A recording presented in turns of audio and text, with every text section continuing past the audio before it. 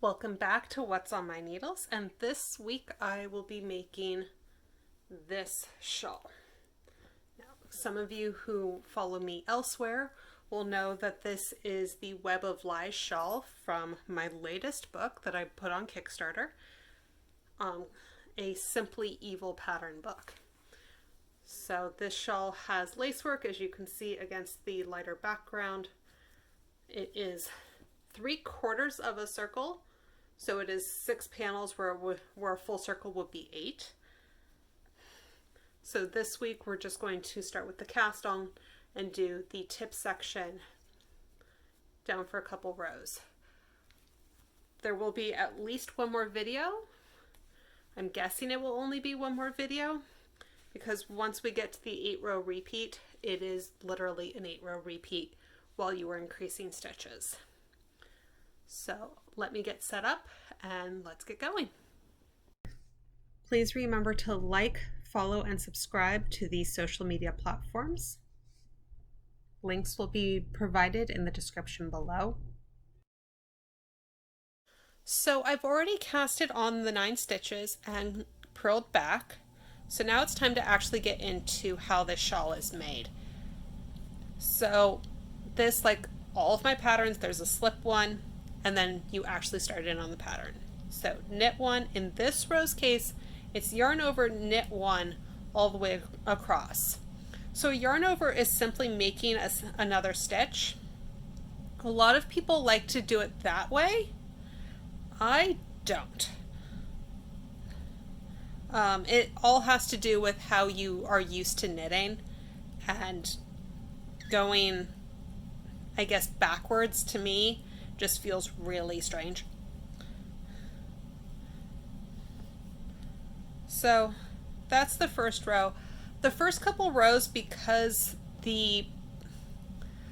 not to get too mathy on you all, but because the percentage of stitches you are increasing is so high, it gets really bunched up on the needles for a while. So it's not going to look like much for a couple rows. So I'm purling back. So this one really is a knit a row or a pattern row and then purl all the way across. So the next row is slip 1, knit 1, yarn over. So this row is exactly the same as the previous row. It's not written exactly the same, but due to the fact that I'm not using stitch markers, I get to think of it as exactly the same. But again, the number of stitches you are increasing is such a high ratio to the number of stitches that were already there. It is very, very, very hard to see what is going on. So it's all sorts of squishy, which is fine. I am trying out having the videos in landscape. So if this works better, please leave a comment below. It does help me know what you all are interested in and how well things are working. But I also understand that sometimes it's very hard to bring yourself to comment on something that is just, yay, like it. So if you feel like it, please let me know. If you don't feel like commenting on the video and you still want to let me know and you happen to know how to find me some other way, please do so.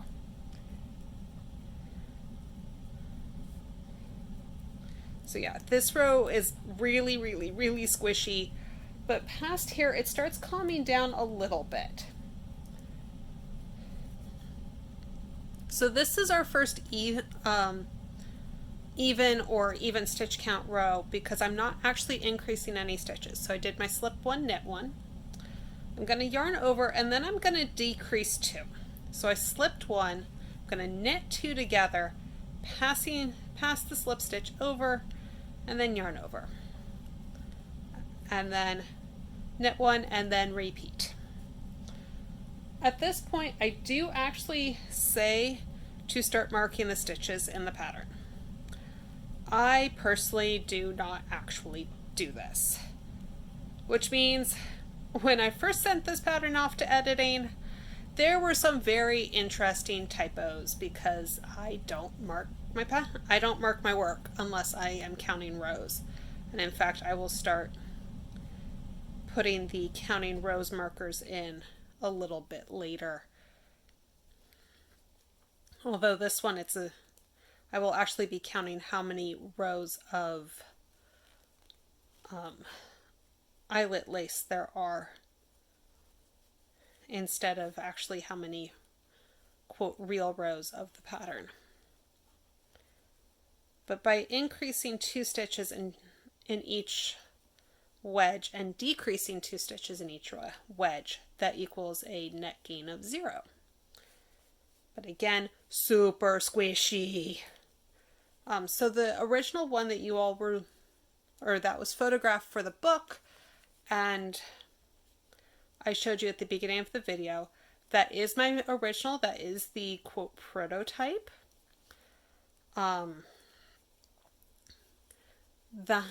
It was red because red looks like Disney villains.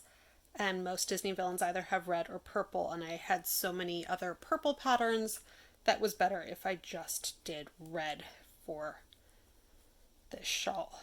But this is one of the rewards for being a backer at the highest level, and therefore the person getting this got to pick what color they wanted, and they chose green. So that's fine with me. It does mean that I have a 1 pound ball of green yarn sitting next to me, and I will use all but 2 ounces of it for the shawl. Okay. So now, yeah, big ball of green yarn. Just pushing it to the other side of me for a bit easier work. So this one is actually gaining stitches, even though stitch wise this one is easier. So slip 1, knit 1, yarn over, knit 3,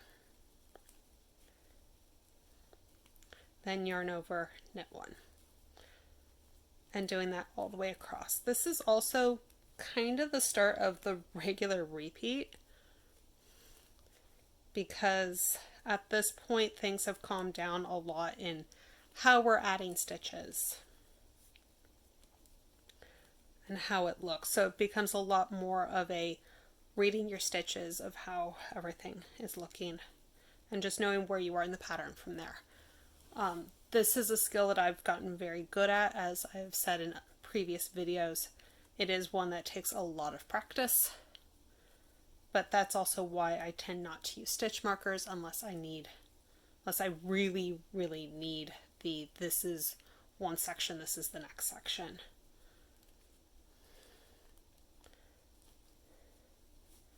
So we're getting a little less squishy, but we're also getting a lot closer to being able to see what's going on. So if I move my hands and let the white background just show, you can see that we've got one section there, one section there, one there, one there, one there, and one there. So 6 little sections, and this will eventually grow out to that pretty much giant shawl. So I will be back a little bit later to show you one of the eyelet rows. So let me bring out the original so you can see what I'm talking about. So again, up against a white background. Well, I don't need as much of a white background. So these lines of yarn overs. So I know them as eyelet lace. So I will be back later to show how to do one of those.